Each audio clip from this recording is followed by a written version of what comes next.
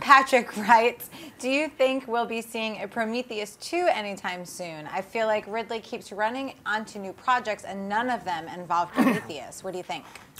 Yeah, it's weird. People keep suggesting that Prometheus 2 is coming. It's coming. But then every other day we're hearing about a new project that Ridley's got going on. I mean, he's got the Exodus thing going on, and then just last week or 2 weeks ago we talked about the next project he announced after that already. Right. So we're now minimum talking 6 years.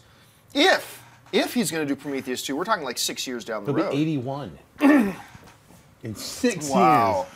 And they keep insisting on talking about Blade Runner 2 as well, which I also don't think is ever going to happen. Well, that's going to happen when they clone Ridley Scott, and he's going to be like a Nexus 7. He'll be like the Android director. That'll be in 2028. His consciousness gets transferred into a tablet. 2028 when Batman vs. Superman comes out. Isn't that the plot of Transcendence? Wally Pfister's Transcendence? Yes. Yeah. He'll become like an iPad program. It'll be the iRidley. Anyway, Dennis. I like Prometheus, so I mean, I'm not one of the people that hated on it, so I would like to see a sequel.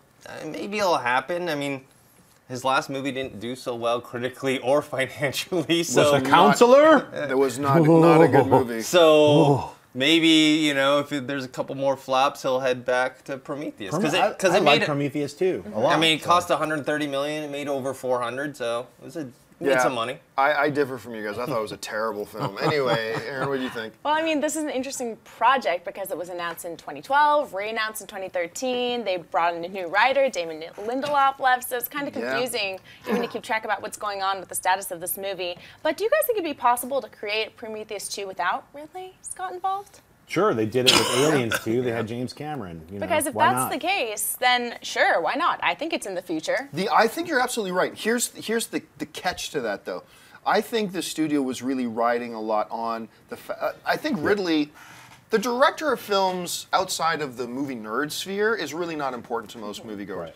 But I think the studio rode the fact that it's Ridley Scott returning to sci-fi, returning to aliens, that aliens universe, blah, blah, blah. I think they might be hesitant to go back to Prometheus without a Ridley Scott. I think, honestly, we're more likely to see another Aliens film before we're going to see a Prometheus 2. Well, when you're talking about writing that whole Ridley Scott coming back to Aliens, I asked people, you know, before the movie came out that were just my friends that are casual moviegoers.